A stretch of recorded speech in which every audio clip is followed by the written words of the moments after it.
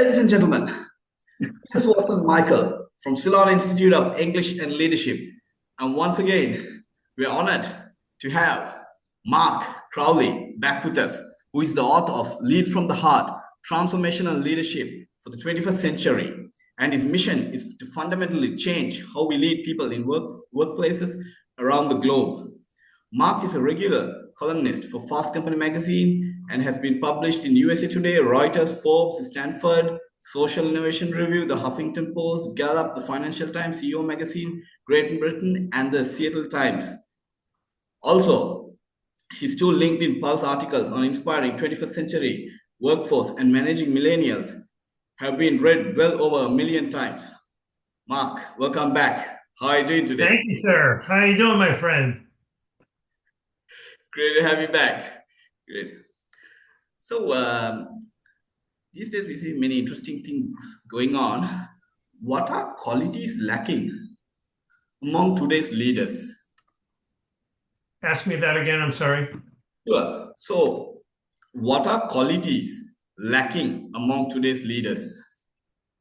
For talking in America, or are we talking in business? Where do you want to start? Well, let's go with business and then we can combine it. All right. I think that there's enough evidence that what we're missing in leadership are what I call humane qualities. This is treating people with respect, demonstrating empathy, having compassion for the human experience, being thoughtful in how we treat people, not just in day-to-day interactions, but we've gotten to a point now, Watson, where we let people go from jobs and don't thank them for their contributions. We just tell them, hey, we don't need you anymore, or we're going to reduce staff by 10%. And so you don't have a job. And then we exchange communication face to face with, you're going to go on with a bot, or you're going to talk to somebody in HR via email. And it's dehumanizing. And it's taking what I think is something that we used to believe was essential in leadership, and now we just treat people like they're chattel, like they're a commodity that's easily replaced. And I think we're doing a lot of harm in society by thinking that way. Yeah, very true. So now a bit of an interesting one. Okay, so there are some talks about Gen Z employees being lazy, and it seems they have different values and cultures. What are your views on that? Uh, the idea that Gen Z is lazy is kind of ridiculous, right? And it's interesting because you mentioned that I wrote this article about managing millennials. And when we managed millennials, the baby boomers and the Gen X before it, they were like, oh, these people are really difficult and they're really needy and they want so much and they're going to have to lead, they're going to have to learn to work the way that I did. And it's the same thing. Every generation looks down on the newer, younger generation.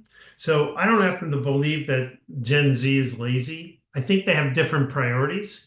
And so if you're going to expect somebody in Gen Z to work 60, 70 hours a week for 40 hours of pay, this is not a generation that's going to accept that. They're not a generation that's going to accept that work is the only thing that's important in their life. They want to have social life, and they want to have friendships, and they want to have family, and they want to have time to themselves. And so I guess the way that I would answer your question is to say that rather than blame a whole generation of people and just go, I can't do anything with these people, take a look at how you're leading and think about whether or not you're adapting to them. And this is where I think the big issue is, because there's a lot of leaders that say they're going to have to adapt to me. And I'm saying, if you think about what the Gen Z wants, which is they want growth, they want autonomy, they want coaching, they want to know they're doing a good job, they want your attention. My experience is when you give that to people of that generation, they will work very hard for you. Very true, Mark. I mean, there are. I mean, culture to culture, people differ, right? So you emphasized it very well. So now, how can like a company keep their team motivated despite conflicts and obstacles? Well, I think it's an orientation challenge, Watson. If Mm. you if you're managing a team where they have each other's back, where they are focused on the team success less than individual success, then when there's a conflict, people have an orientation of we need to fix this because it's harming all of us. When you manage people individually on a team and there's a conflict, they don't have that motivation. They want to resolve the problem for their own interest, right? You and I are on a team. I'm getting paid for what I do. You get paid for what you do. And I'm not responsible for you, or I really don't care whether you're successful or not. So if you and I are in conflict, I'm going to go to my boss and I'm going to go, this guy's a problem and you need to fix it because I can't do my work. If you and I are being managed as a team, where I look at you as my brother, if you will, then I'm going to go to you and go, hey, we got to figure this out. And we do, and we move on. So if that's the solution, is that you need a culture of cooperation and collaboration and teamwork. And when you have that, you're going to have less conflict because, I mean, conflicts happen, but get to know each other, you give each other the benefit of a doubt. He was difficult last week. I'm difficult this week. We're all that way as human beings, so no problem. But when I'm singularly focused on my own goals, my own objectives, my own paycheck, and you're not important to me, then I'm just going to steamroll you. We're going to be in conflict because I want what I want, and that's no way to run a team. Yeah, that's true. We can see so many conflicts going around the world these days. So most of them can be avoided, but unfortunately not. Right. So now, how important is it to respect cultures? Okay, now if you look, because in corporate America and some parts of South Asia, there are multiple cultural challenges. Give me an example. Right. So sometimes they cannot go and tell the boss they can't speak up for themselves. They're scared. They keep their mouth closed, even if things are wrong, certain things, like certain people get certain benefits, they don't get benefits, so they don't speak up. And sometimes you find a hard worker and you find a lazy worker, but the lazy worker continues, but the hard worker does so much things, but he or she is scared to speak up. Well, I think again, this is a leadership problem because Mm. if you create a culture where people are afraid to, if I want to oppress you, right? If I want to take advantage of you and if I want to treat you as if you're lucky to have a job and if you don't do a good job, I'll find somebody else, there's nothing you can do in a culture like that except for leave or put up with it. If there are plenty of people in this world that need to make a living and they will have to suffer through working for a manager like that. Not fair, not good. I don't want that for anyone. At the same time, if you're running a major business and you operate like that, people will quit you. People will leave. They won't speak up because they're afraid to. They're afraid of the punishment, but because they're afraid of you, they're going to start looking for another job because they want to work for somebody who they can say, Watson, something you said to me yesterday hurt my feelings. Or I'm working with a coworker who isn't keeping up. And could you work with that person and coach them and talk to them and help them? So if I have that open communication with you, if you're my manager and I trust you, then I'll bring those things to you. You'll go try to fix them and we work together cohesively. If you don't do that for me, if you just say, go back to work, I don't need to hear this right now, or you make things even worse for people, they're just going to shut down, but they won't stay and they won't be engaged. They won't commit themselves. We know this. So it's a stupid mistake for managers to think that they can just run, manage a team with with a harsh ruler and, hit people who metaphorically when they aren't complying with their expectations. Those days are over around the world. They're over. Yeah, true. But Mark, I would never hurt your feelings. Okay, you've been on my podcast a few times, right? I'm learning from you. Okay, you're well experienced, so I will never say anything like that to hurt you. Okay. Okay. So yeah, looking at your career, what is one decision you wish you didn't make? um, I wish that I hadn't allowed my work to speak for itself as I grew more senior in my organization. So I'll just explain it this way. Early in my career, I got promoted, and then I got promoted, and I got promoted, and I got promoted. And the reason was that I stood out. People could see that I had talent and experience and knowledge, and a leadership ability to do things that they didn't see very many other people. So they just kept giving me, how'd you like this? How'd you like this? So I got to a certain level of seniority. And then what I realized was I think I just took it for granted that people looked at me, saw me, observed me, talked about me, made a decision, give them more, give them more, give them more. And then it kind of stopped. And what I realized was that at very senior levels, you need to be managing up and explaining, here's what I'm doing. This is what I'm trying to achieve. Here's what's going on with my team. Here's my focus. Here's my plan. So your boss is saying, good job, Mark. This is what I want you to do. I just did what I was doing and I did it well, but it wasn't always what I think my manager, particularly one, had in mind. And so by not confirming or aligning myself to what his expectations were, it wasn't that he didn't think I was doing a good job. He just didn't realize that I wanted to do more. And he was thinking about other people, wasn't thinking because he just wasn't hearing from me. So letting your boss know what your dreams are and what your hopes are and asking your boss, what do I need to learn in order to, get your approval and to be promoted? What is it that you want me to do specifically so that I meet your expectations? This is all under the umbrella of managing up. I think that I just believed I'm doing extraordinary work. They're going to see that and they're going to promote me. But when I didn't get a promotion, he explained it as, well, I didn't realize you wanted that. So that was my mistake. That's an interesting one. Okay, right. Okay. So now a new book of yours is supposed to come.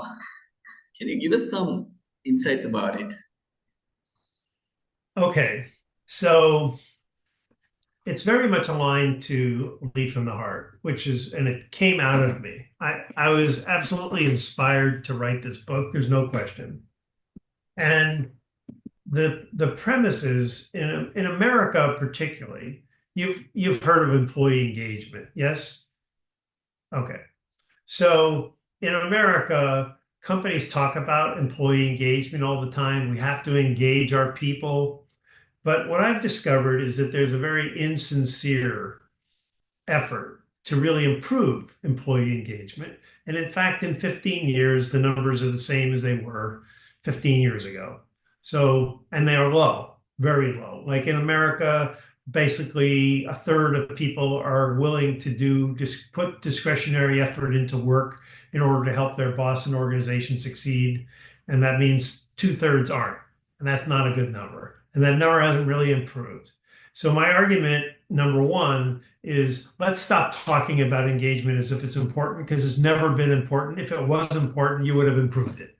You would have made efforts to make people feel a different thing, right? So that's one.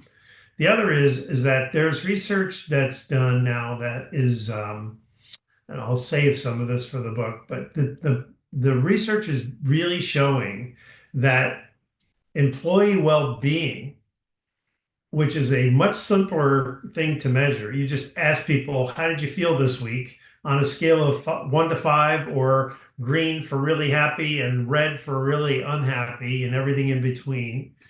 And there's a direct relationship to employee well-being and how people feel and their level of productivity week to week. So what I'm saying is, A, stop talking about engagement. B, start focusing on employee well-being. And the book is a guide for managers on how to do it. So if you're asking people to manage in a different way, they're going to need an understanding of how to do it. And I just wrote the book on how to do it. So if you buy into he's right. We don't need to be doing engagement because we're not really taking it seriously, and it's too cumbersome. We do these polls and we don't do anything with them, and people don't think they're very sincere. Throw all that away. We've had 20 years of it. Didn't work, even though it's a good concept. It didn't work. It's too complicated. No one committed to it. But if you simply start asking people on a week to week basis, how did you feel this week? And you start to see there's a trend of, not good, not good, not good. Well, you have real-time intervention, right? You can sit down and say, how do we improve this? What's happening? Are you working too long? Or is this too stressful? Or am I not supporting you in the way you need to be supported? But the other thing that you can do is compare managers to managers. So let's say there's 10 managers doing the exact same thing. So there's 10 teams doing the same thing. Okay. Let's just say they're a team making bread. So the manager is a bread making manager, right? He's got people making dough, putting it into ovens, packaging them up and shipping them out, right? So it's simple as that. So let's say you have a bread making team and I have a bread making team. And this week, my team is basically green, very bright green or light green. Let's say you're in orange. Next week, I'm in the green. And next week, you're in the red. Next week, I'm in the red, or I'm in the light green. You're in the orange. Now you have a trend. My team is happier than your team. So if you compare all of the managers that are making bread, their teams, to one another, you can quickly identify who's supporting well-being and who's not. So let's reverse it. My team is red, red, red. My manager can come to me and say, look, everybody around here is in the green and you're in the red. What are you going to do about it? How are we going to get this? So, but the other way is, how do you get your team into green? And that's what this book is about. It's rather than wait to get into the red so that your manager grabs you by the ear and says you better improve, it's proactive. Do these practices and you will develop well-being within your team that's sustainable. That we know when you do this, it's not just to make people feel good, that there's a corresponding relationship to high well-being equals high level of productivity and profitability. What do you think? Absolutely, absolutely. I totally agree with you. And this is something, Mark, we see in Asia also about this employee engagement. And I feel very strongly, I feel this book is going to help a lot of people in the Asia Pacific region as well. Okay, when it comes to employee engagement. So we are looking forward to seeing that book. Just Thank you. let me know, Mark, when it comes. So, September 30th is when it comes out. okay. Okay, are we connected on LinkedIn? Yes, we are. Right. So you'll see, I'll post when the cover comes out. They're working on designing the cover. I'll make a big announcement. You'll see it. Sure, I on and off comment on your post and you reply that as well, right? So Absolutely. Yeah, I love you. Yeah, absolutely. I wouldn't not respond to you. great. So Mark, any final message for all the people that seek motivation? As a manager, do you think? Is that what you're looking for? Anyone, any human, manager or a junior employee or even a senior, because all of us need motivation from top. I think that, I don't know if you've ever listened to my podcast, but I end every one saying, love your people. Mm. And it's because that's what people want. It's the highest power of energy on the planet. And deep down, that's what people want. So when I give you attention, when I'm asking you how you are, how's your family, that's that's giving you love. When I tell you you're doing a good job, that's giving you love. When I say, hey, Watson, I want to give you an opportunity to learn, so I'm going to give you this special project that you've been wanting. That's love, right? Um, if I say to you, hey, you did a really good job this week, so why don't you take Friday off as a treat? That's love. So it's you don't have to go and hug people. You don't have to go up and tell them I love you. Just show it to them.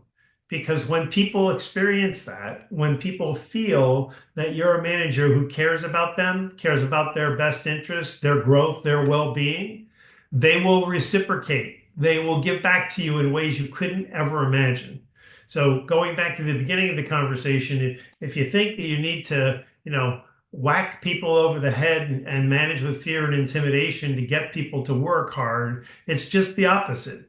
You still have to expect people, you have to tell them what the expectations are, you have to hold them accountable. But day to day, be kind to people, support people, look out for them, nurture them, find ways to make a difference in their life. That's all love. And when you do that, you're going to get the results that I got, which is people look and say, I just was at a reunion with people that I worked with 25 years ago. And somebody came up to me that I worked with 25 years ago. And she said, something about you, you're just different than the rest of us. And that's what it was. I love my people and they could feel it. So that's my advice. Absolutely wise words. You're a great human being, Mark, and thank you very much for taking time and doing this podcast with us. You're very welcome. It's lovely seeing you, Watson. Thank you so very much. Thanks a lot. All right.